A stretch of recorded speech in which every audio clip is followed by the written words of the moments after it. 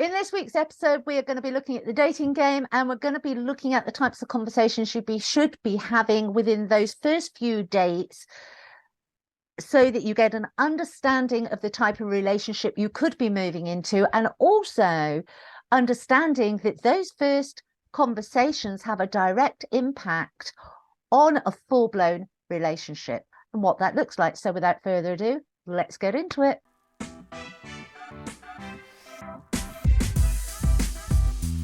Hello everyone, you're listening to All Cards on the Table podcast with Claire and Sylvia, a show that talks about how men and women aren't so different from each other. We just don't speak the same language. We will dissect every topic and put an end to miscommunication. So, get ready to get uncomfortable.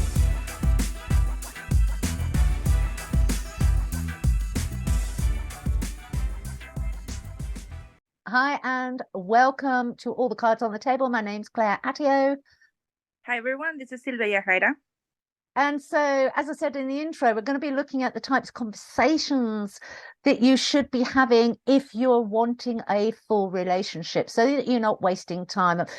Being in the dating game when you're younger is contentious. When you get to middle age and you still find yourself there, or you've returned there, it's an even bigger minefield. And so what we want to do today is to give you some pointers as to the types of conversations that will allow you to assess if this person in front of you is actually somebody that is viable and worth investing in, and also to understand the dynamics of those conversations, so you will get an idea of what a full-blown relationship with that person will look like.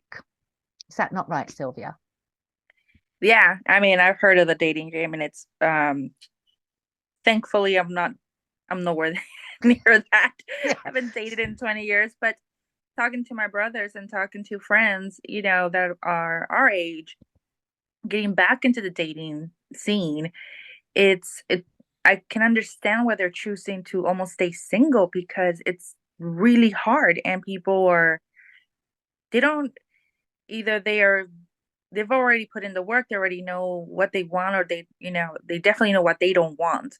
So when you go on a date, having those clear idea of what you don't want is the first step, I would say, because that's the thing. Like, if you having a date and this guy's just showing off and or doing all these kinds of things, that's not what you want. If that's he's just being Yeah, it's knowing yourself, isn't it? I mean, but then that goes back to another podcast that we've actually done, really understanding yourself, really understanding what you want from life, where you want your future to go. The first one, once you've reached that stage, once you've really unpacked who you are, you're confident in who you are, you know what you want from life, and you know the type of relationship that you want. The first one that I would actually always say is a real big indicator for me is understanding where that other person is at in their life, is talking about past relationships. Mm-hmm. So when you're having those conversations, are they being negative or positive about their experiences? Are they in the blame game still? Because that, for me, because I'm somebody who values personal development, I do not want to be with somebody who is unwilling to look at their own shit. Sorry, I was going to try and find a better word, but actually there is no better word. If they're not willing to look at their own participation in the breakdown of that relationship, then I'm not interested. Straight off the bat. That's first date, over, done with, thank you, next. So it's understanding where you're at. So when you're having, I'm not talking about going deep into what went wrong into the relationship, but a quick indication is like, oh, right, well, you divorced, yeah. And then you will find people automatically, when they're in the blame game, they go, oh, yes, they did this and they did that. Right. And that is like, oh, thank you for a lovely evening. Off I go. Yeah, that's a huge one. I was just thinking that when you were saying how they look at the world of, are they the victim, or everything happens to them. They never wrong, nothing, they've never done anything wrong. And you'd be surprised that at our age people are still walking around like, well, I did nothing wrong, everything's fine, it's her fault or it's his fault. That would be a good one to know where how they view life, Mhm. because if they have this victim mentality of everything happened. Oh, my boss is this, he's that and that. Oh my God, my job is like blah blah blah, and I can't, like, you have to find out how they express themselves about their daily lives, about their family as well. That for me it's a big one, because family for me it's huge. And I would say that I would ask about their relationship with their ex-partner if they were previously married, of how they get along with their kids if they have any kids, um, with their parents and siblings. Because if one of them tells me, well, I'm not going to do this and this and that, obviously there's good reasons to be estranged from your parents, for if there's, violence or anything. Of course, I understand that. But if they just say like, well, I rarely see them because I live so far, or they don't live nearby, that kind of to me already tells me, for me, that this is not family for him is not important. Yeah. Because I can't go one day without my family. So for me, family is important. That's not going to work. So. Also, which comes into that, which is really important as well when you're having those types of conversations, is the capacity for forgiveness. Hmm. Because as humans, we inevitably do things wrong. It doesn't matter, even if you're the nicest person in the world, there will be an instance where you got it wrong, because you're learning, we're developing. Hmm. And it's that capacity to forgive, or that capacity for unconditional love. That one's, for me, is big. Does this person have the capacity for unconditional love? Are they have expectations, and their family members have to live up to their expectations and their rules and what they're wanting? Or are they going, yeah, my family's a little bit complicated. They have these ways of being and doing things, and I don't agree with it, but I love them anyway, so what can you do? It's Hmm. Or are they, no, I don't speak to them because they do this. It's like, Right, right. That's what I was saying. I've actually heard that one. It's like, oh well, it's just they like this and they like that, and it's almost like silly little things like, oh well, they prefer this politician and it's politics, or it's sports, or it's way they choose to bring up their kids and things like that. And to me, that politics would be another one that you have to talk about as well, because at her age, that's kind of very important. When you're in your 20s, it's important, but it doesn't affect you as much as it would affect you now. And I've seen couples break up because of this. But if they're also very reluctant to talk about that, um, and they're easy to get triggered by that, that's another thing that I would be like, you know what? If you're into politics and everything, you need to know where you stand strong as well. mhm. That way, you guys were both on the same page, view life on the same page as well. I think a lot of people always say stay away from politics and religion, but uh, I think at our age we have to almost talk about that, because it's so inbred now in our daily life that it wasn't before 20 years ago. We never sat down and had this conversations about politics, about you know governments dividing and things like that. That wasn't. I mean, you talked about politics back then, but it's nothing like it is now. Mhm. So it's a good indicator. We're like, hey, where do you stand? How passionate are you into politics? Is it something that's very much a part of your life? Because I've actually, and this is coming from a friend of mine who had a conversation where I think it was, well, what did she say? It was like, well, I realized that they were in the US Republicans, and I just can't date a Republican because of this. And that's on the first date. And I was just like, you're talking to politics at first date? And it's like, yeah, it's very important for me to know if I'm going to be dating someone, that's on the same page, or am I going to be fighting? I don't care how good we hit it off. Hmm. So that to me was like, yeah, it was important for her. So obviously she needs to bring it up. So if it's Yeah, important for you, bring up what's important because yeah. it's uncomfortable, but let's get out of the way.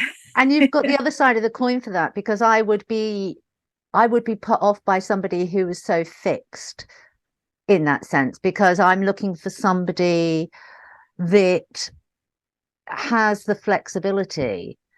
I'm not looking for a codependent type of relationship, or I'm not looking for a mini replica me. I'm looking Right. for somebody that will help me grow and I help them grow. And so this is why what we said right at the beginning, you have to know what you're looking for, because Hmm. obviously that was important to her. She wants somebody that is not, she wants somebody that's on the same page rather Hmm. than somebody that's in the same book. I want somebody that's in the same book, so that Yeah. there's more diversity, because that's important to me, that diversity, that capacity in room and space to grow. Now some people feel quite happy where they are. I Hmm. I don't think I'm going to stop. I'm not going to want to stop Yeah. growing and learning until the day I die. And that's not to say that that person's not growing and learning, but they're doing it in a different way. And that's why it's important. The other one that is important is work.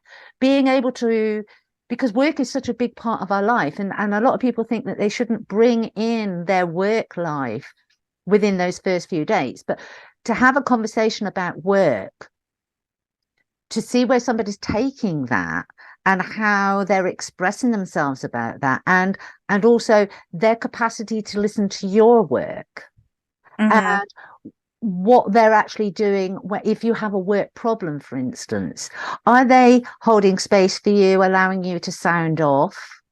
Are they trying to jump in and tell you what to do and how to do it? Yeah.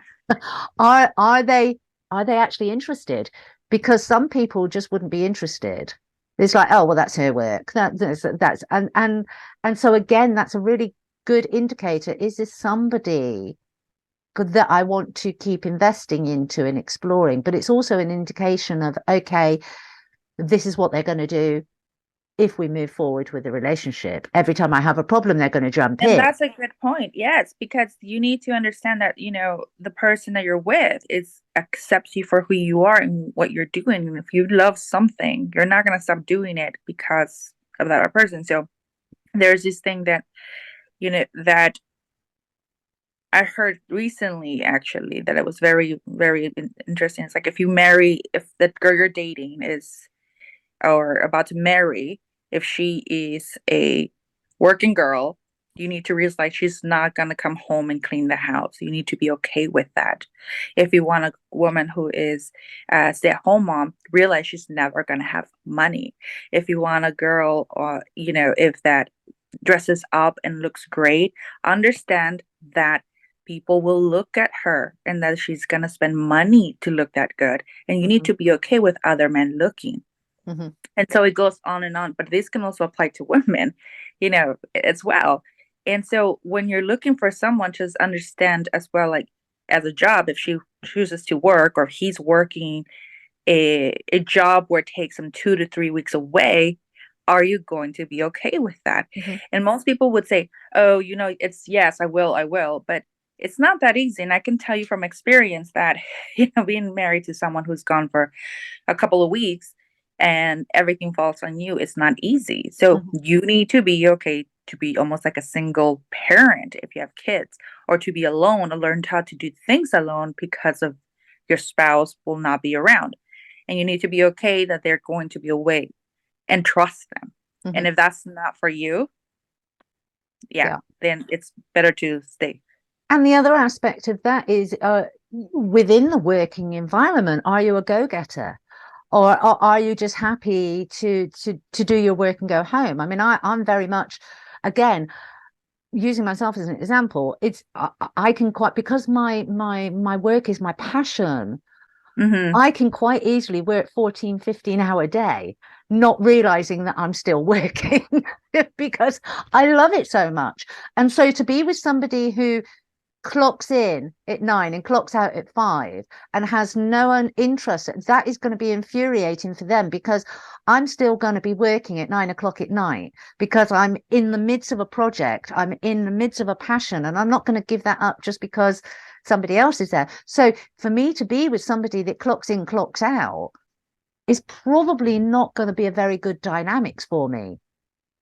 And Mm-hmm. so I need to look at somebody that is has that same passion and drive, Yeah, absolutely. That's but huge. in the same vein is able to go, right, okay, tools down, we're off on holiday, we're going to go away, we haven't spent any time together, because that's important to me as well. So I'm kind of it can be quite frustrating. I know I'm quite frustrating because I'm an all or nothing, so it can be like 15 hours solid, day after day after day after day after day, and my project's finished and it's like, right, okay, and then I will give myself time off, and in that Mm-hmm. time off I really give myself time off. I Yeah. disconnect from everything, and so I would be needing somebody who's also able to disconnect from everything: phones, telephones, TV, everything. Disconnect from It reminds me everything.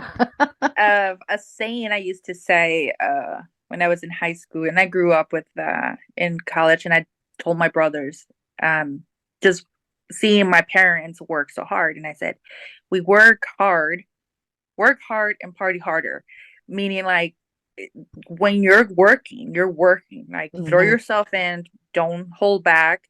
But when you're relaxing as well, relax harder, party harder, whatever your party scene is.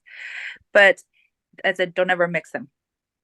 And so that was for me always my go-to, like work hard, party harder. Like when you're off, you turn off everything. To me, it's Yeah, like, yeah, goodbye. I'm mentally checking out. yeah. So it's necessary for us to recharge as well. So that's a good one, I would say, because if they don't know how to relax, which a lot men, I find that it's hard for them to relax. I've Mhm. seen it a lot where when they're on vacation, all they can think about is either the next project, the next contract, or something. And that's going to bother you, then that's something that needs to be discussed. Like, so ask them, like, so how do you distress? How do you pass time? When was the last time you went on a holiday? Mhm. Things like What that. So, and what did you do on that holiday? yeah, Because exactly. people can say, "Oh yeah, I went to so and so and so and so," um, and yeah, they've gone on a fantastic holiday, and you think, "Oh, that's a really nice place. I'd love to do that." And they can say, "Oh, well, we went hiking and we went up into the mountains and we went and did this," but are they attached to their telephones the whole time they're there, or do they disconnect? Because for me, it would be important to be completely disconnected. I need Yeah. somebody, if I because when I take that time off, and if I'm taking that time off with a partner, Hmm. then 120%, 200% is dedicated to the things that we want to do to each other. And so I want to see that reciprocity. I want to see somebody Yeah. else who's capable of that reciprocity going on those disconnect times. It's what I call the disconnect from the material world, but a reconnect to each other and self. Yeah. I think a good trick you can do there is ask to see pictures of their last vacation. And if they have a ton of pictures, you kind of realize that they were stuck to that phone, or because that's reality. And I know some people's like, oh, well, maybe I have one. I forgot about it. That's a good sign. That means they were present in their vacation. Mm-hmm. People that don't really take pictures, but they were there, they're present in current life. So for me, it's always funny because my mom was like, oh, can you send me some pictures of vacations of the kids? And I'm like, oh, I forgot to take pictures. Let me ask my husband, because he's always on his phone and he's always taking pictures. But I'm used to that and he needs to work. So sometimes just drag him. But that's also something you need to be okay with. Yeah. And he usually does have a ton of pictures. So that's a good sign to know if he is from my little trick. But not if they love photography. Exactly. Well, even photography, because it can be a little bit much if you're there photographers and all they do is like stand there, hold on, great, and you're just standing there and you're like, come on, can we get on? Yeah. So you have to have that conversation. It's like, we're going on vacation. You're allowed to take X amount of photos. I understand, but when you're with me, be present.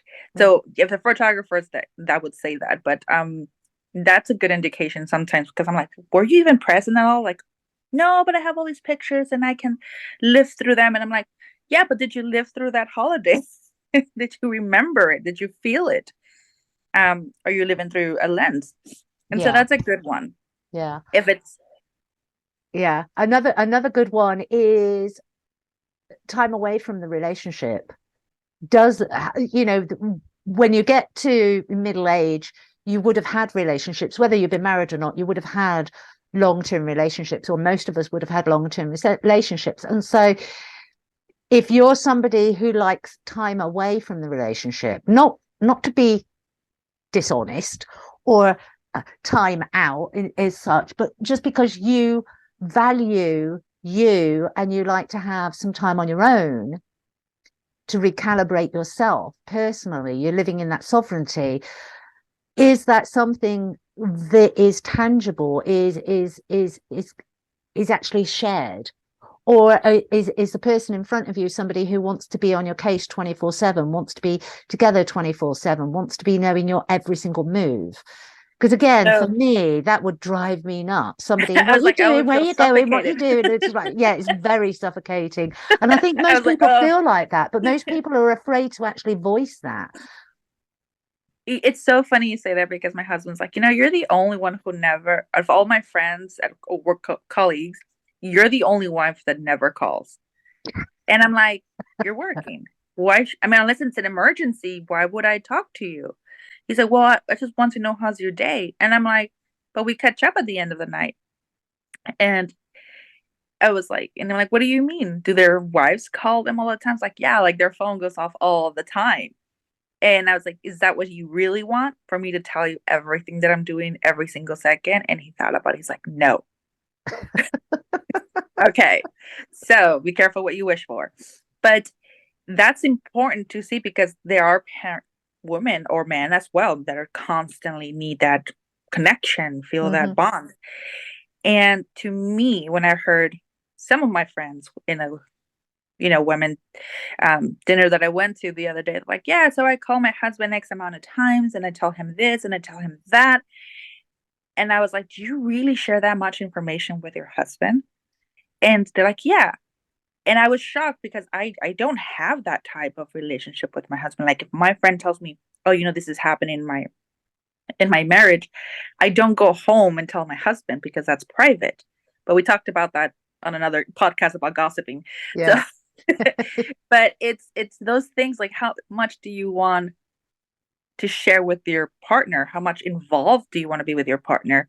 Because if you're a very private person and then this person's coming to you every 24 seconds, what are you doing? How was that? Or this and that?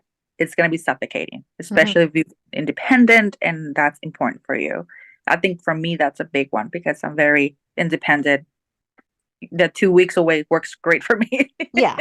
And again, it goes back to that knowing what you want and what you like. Because for me, independence is important. I'm not saying I want to go off on my own all the time, but I do want the freedom that when I feel the need to take off and book myself a little log cabin in the woods somewhere and take half a dozen books and just shut off from the world because I need me time. I want Yeah, to know that I'm with somebody that go, okay, darling, and I'll be here when you come back, yeah, and vice versa. So it's these when you're having conversations when you're first dating that you can talk about these things and not just talk about them, but actively listen. And we've done a podcast on actively listening. Actively listen to the responses to what you actually say, because that is yes, going to be a big indicator of one, is this person viable for me? Two, understanding where should you pursue this relationship, it will be what type of relationship it will be, and the type of conversations you will have once you're in an established relationship. Because a lot of people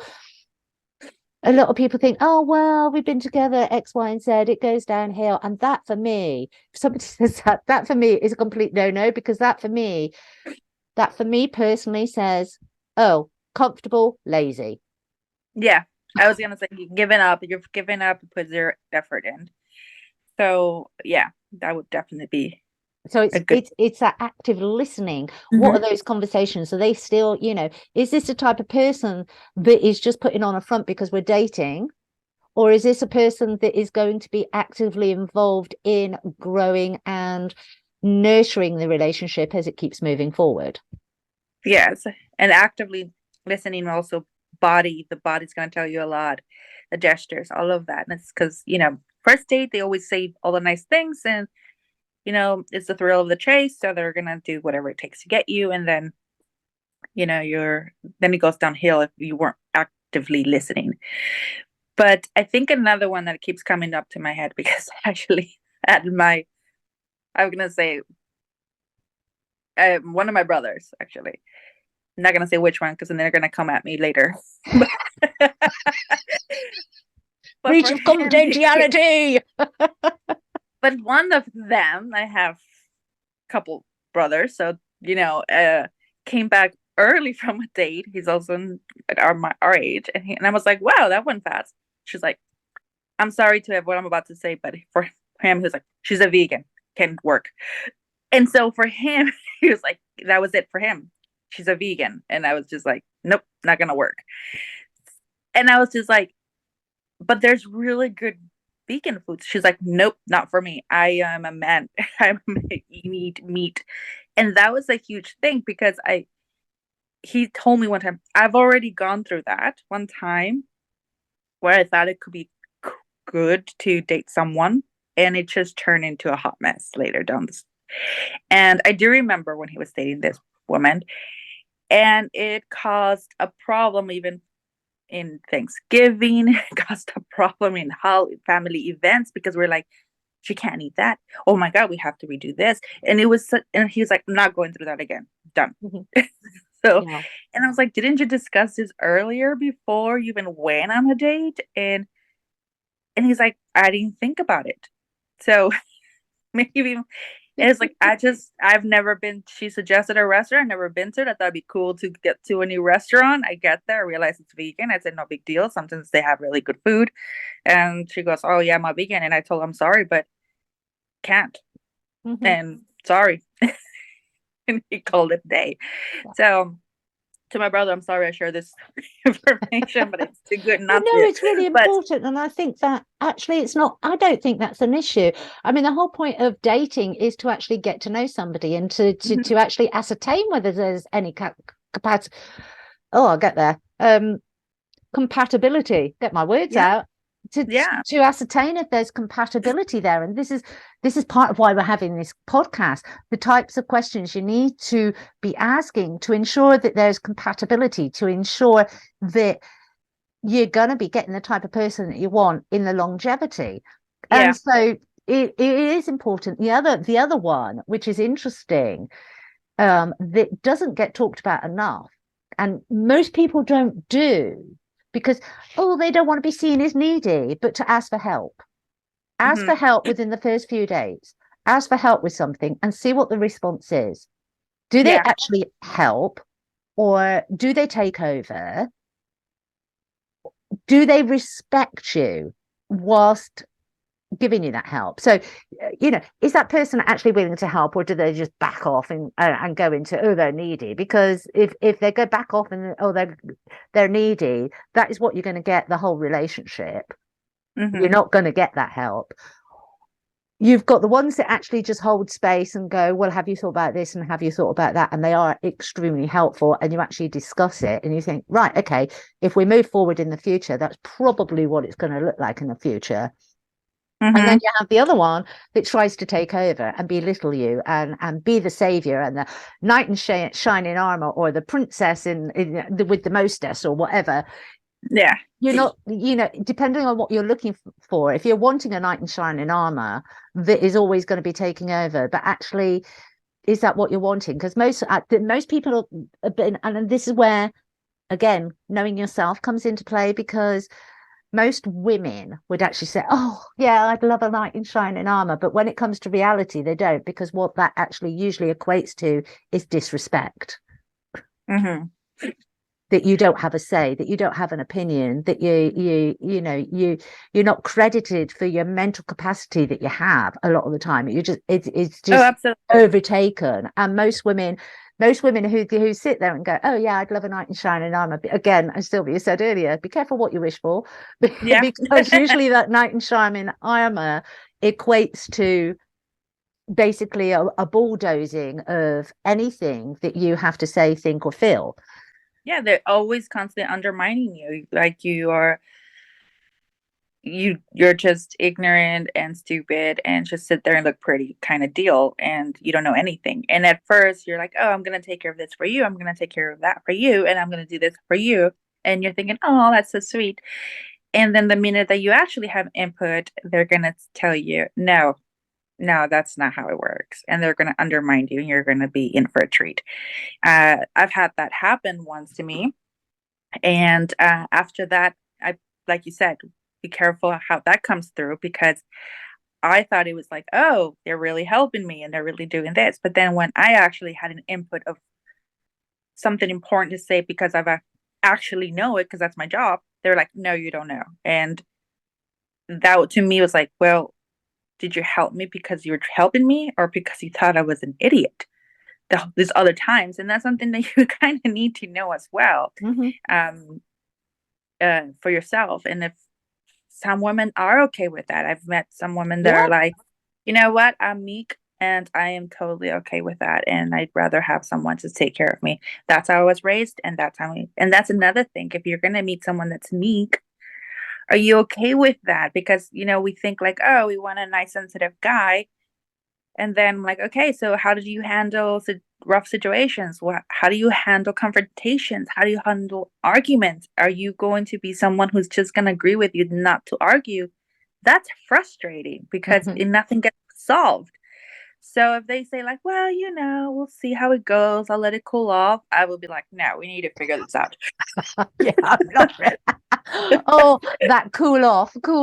It's interesting, isn't it? Because to my mind, it's that cooling off. But you have to take the pan off the stove for it to cool off. You leave the pan on the stove, it Hmm. boils. It doesn't cool.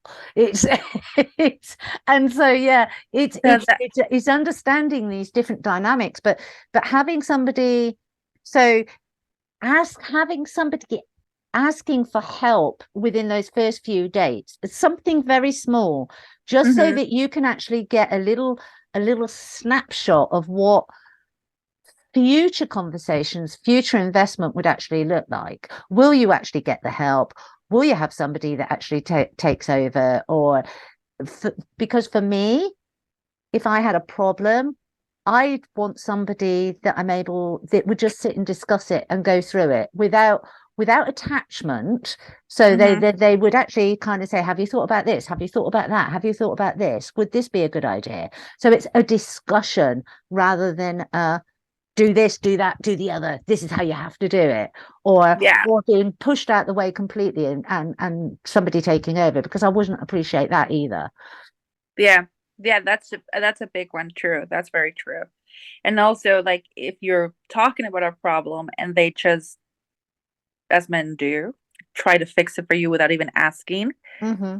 that also, it's I don't think they realize they do it, or they probably like, I think in their minds they're always thinking like, we're fixers, we're the ones supposed to fix everything. But sometimes you just bring up a point where you have a problem, maybe a little dilemma. You're not seeing it through the whole picture and you just want a different perspective, and then they take over without you even asking for the help. And so for me, well, that would be one thing. If I bring up a problem or dilemma, did they just fix it for me without me even asking for help? Because Mm-hmm. that for me would irritate me, because I was like, I wasn't saying this because I need you to do this, because then I know later on that's all they're gonna do. They're gonna try to undermine me. They're not gonna see me as equal, because what they would do with another man, they would offer the advice of Yeah. what to do. They wouldn't fix it. Well, I think it's a difference, and that's why asking for help in those early days is a really good conversation to have, because you will get a good indicator of whether they are going to be supportive, Hmm. or whether they're going to be dominant, or whether they just leave you to flounder. Yeah. And you get to choose. I mean, obviously, depending on what your personality type is Yeah, and absolutely. you're seeking, you then get to choose. All these ideas that we're actually giving you, these conversation topics that you should be having, will give you a real good indicator of the type of relationship you would have should you go into and continue into a full-blown relationship. Absolutely. And I mean, It's and another thing is also like your health, like how they take care of themselves. What do they do?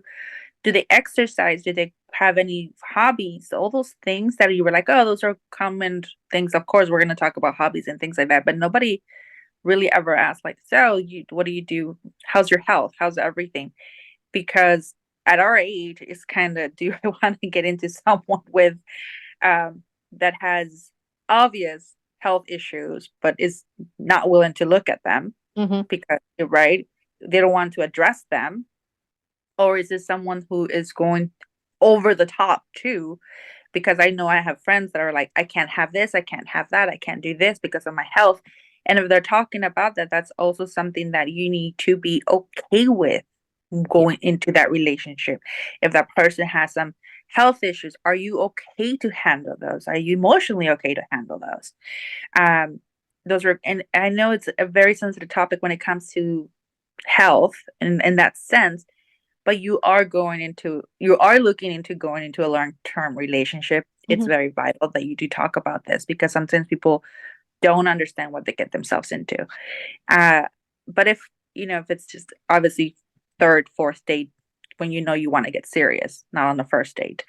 uh and for me, it's just eating habits as well. Like i I am surprised sometimes when I hear some of my friends talk about calorie deficits and this and that and blah blah blah blah. And I'm a foodie and I love food, so I was like, do you ever just enjoy food? Mm-hmm. uh, so is that something? How is nutrition important for you? Is going to the gym important for you? And if that person, how often that person goes is also gonna be important, because it's And I gonna think be. I think it's also, those are really good topics to really have a snapshot insight as to whether they have obsessive behaviors. Mm-hmm. Because that obsessive behaviors is a real, can be really contentious in a full-time relationship. When you're moving forward, those obsessive behaviors, if they exist, then they will crop up somewhere in your relationship. And are you willing? Are you Yeah. the type of person that could cope with somebody that has obsessive behaviors or obsession over you and the things that you do? Because you've got to remember, when you start in a full relationship, those those behaviors will spill into the us. And you need to be preparing yourself for that. And so these are why these are all really, really good topics of conversations that shouldn't be missed within those early stages of dating. As I said, put the topics out there, but also remember to actively listen Mm-hmm. and observe the body language. Are they willing to open up? That's another one. Intimate conversations. Are they able? Are you somebody that likes to go deep and deep conversation with a partner? I know I do. Some people don't. Mm-hmm. Or now, are the responses that you're getting just surface level, or are they willing to show their vulnerability? Mm-hmm.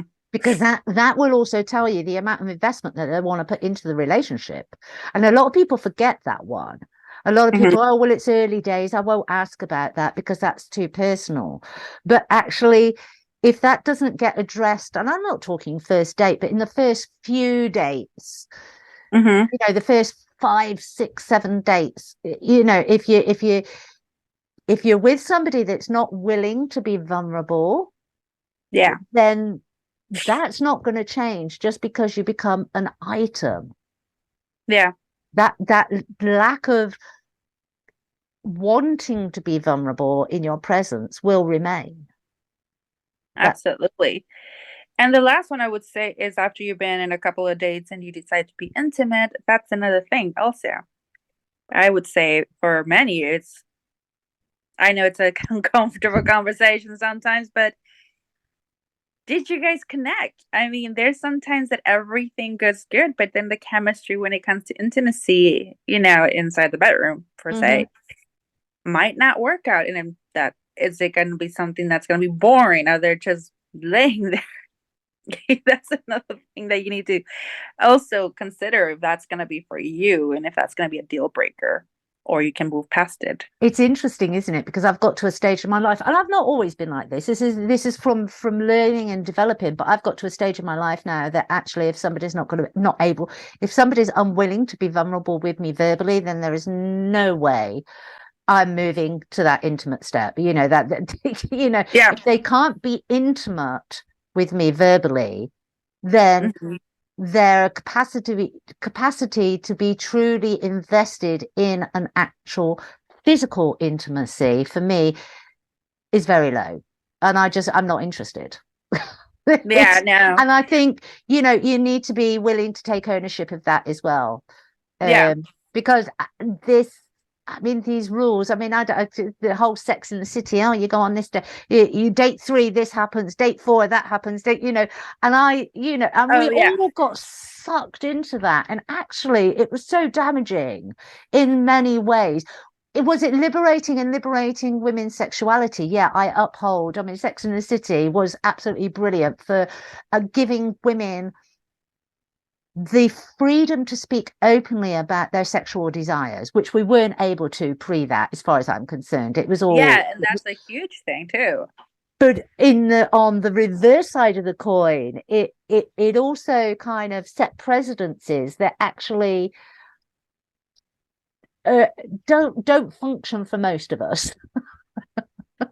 Well, those are expectations that need to be talked about because, like I said, that's just some things that, and I only brought it up because that was an actual conversation I had with a friend of mine, and that, uh, as we get older, we think, oh, well, you could just sleep with one person or the other. It doesn't really matter anymore. We've been married, we have kids, right?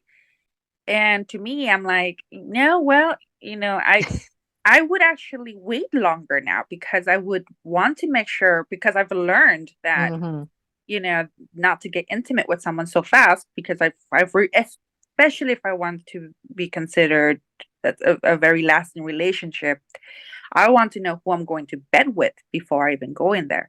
And once I'm there, is this gonna work? Because if I already had someone that was great and sex life was amazing, and then it's gonna be dull and boring, am I gonna stay with that? Is that gonna be something worth staying? Yeah. Because that's something that you need to know. Obviously, like I always say, it's further down the line. But if you're the type of gal that goes, hey, I need to know what I'm getting myself into before everything else. To Mm-hmm. each their own. But Mm-hmm. it's a topic we don't talk about because it makes us uncomfortable. Like you said, Sex in the City and all that. But we need to stop being ashamed of it because it's part of our relation. One of the major parts of our relationship is knowing what you want. If you want to be kinky, if you want to explore and dress up, or if he wants you to do that. So further down the line, when you're more comfortable and had an intimate conversation, the next step would be the other intimate conversation of what's sex life for But you. you'll be surprised at how many people still don't have intimate conversations, but they have physical intimacy.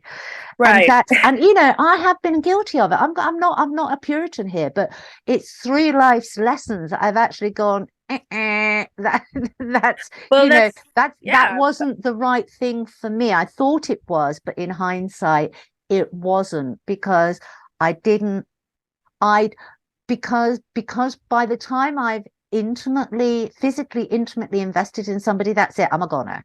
I'm invested. Yeah. And then I found, and I have, and this has actually happened, and this is why I kind of brought this up. I have found then I'm in a relationship with somebody who's unable to verbally be intimate, and that drives me insane. And Mm-hmm. so I've learned because of that, I've learned this is not because, it comes back to that knowing yourself again, doesn't it? Knowing yourself, having Yeah. taken all your life lessons and going, right, okay, this is me, this is. And I think also because both Sylvie and I were both on that spiritual journey as well, so there's a lot of aspects that come in, especially with physical intimacy, Mm-hmm. um, with who we intentionally share our energies with, because for us it's very, very important. For other people it doesn't have that same importance. They don't store it. Does Yeah. have that importance, but they don't store the importance in that, and that's Yeah. okay. Yeah. That's where they are. Yes, but I mean, it's also a good thing that we brought it up because a lot of people might not know that that's what's happening. So you think that at our age we know better, but sometimes we're like, well, you meet someone, things get hot and heavy, and then it happens, and the next day you feel awful. And this is why you shared in your energy with someone you barely knew, someone that Hmm. you don't know anything about, versus someone when you've waited, you got to know them intimately, you kind of know who they are, what their values are, where they stand work, how their personal growth has been. You know what you're getting yourself into, and the next step would now be the physical intimacy. Then from there, you can actually acknowledge, well, you know what? Maybe the physical isn't so great, but everything is amazing. I can go past this. This is amazing. And it could be such an amazing relationship. Or you could be like, no, you know what? This is also important for me. Great person, but I just can't move forward. This is really important for me. And for you, for yourself to know what's important sexually as well, like what you want, what are your desires. You shouldn't hold back anymore, or of what you want, because it's also very important Hmm. as well, physical and emotionally.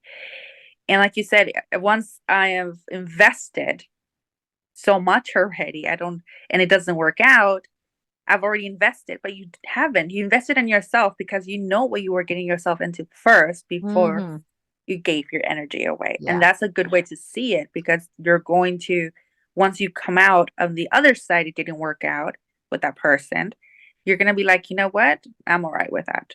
Yeah. And, and so, or if it does, you can be like, wow, this is the most amazing thing. Great person. I respect everything. And intimately, physically was also great.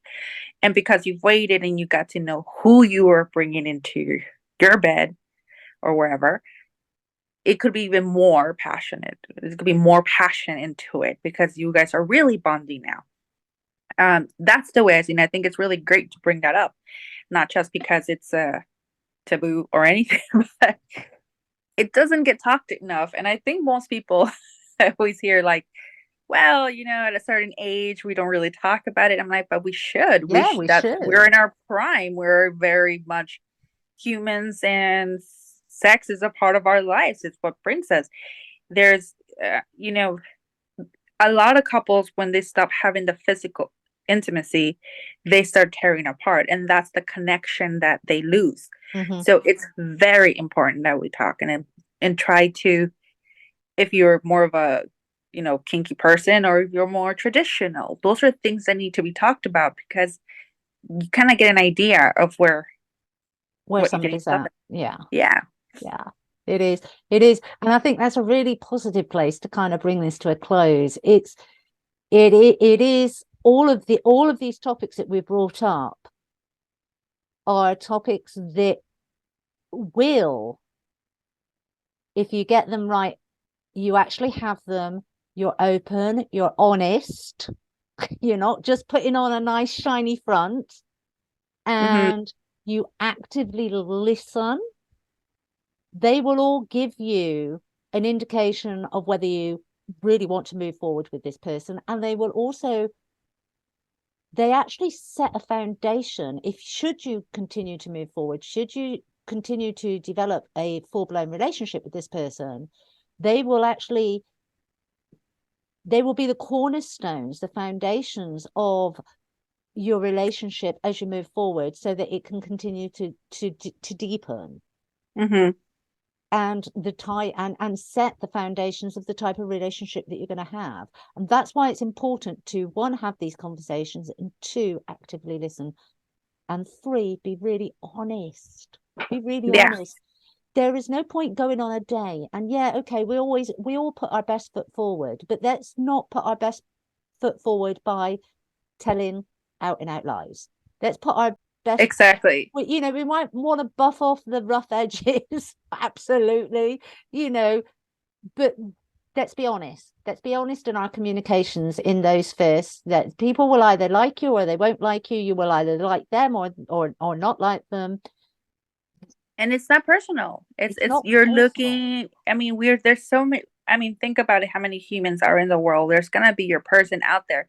So you're kind of in a way shuffling down to get to your person.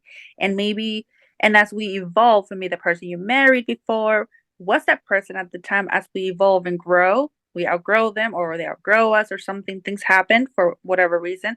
We continue to find another person. So lying about things, you're only lying to yourself and you're cutting yourself short, I would say. Yeah. So, Yeah. So that's bye bye from me. and me, and as always, please share and like, and it would really help us get some more numbers in and help us bring more content to you. So, like and share as always. Till next time. Bye bye. Thank you for listening to today's episode. If you haven't already subscribed, please do so and please leave a review, as it helps us grow and bridge the gap between the sexes. If you have any topics you would like us to cover, shoot us an email. Until next time, go out and practice putting all your cards on the table with no judgment, expectations, and fear.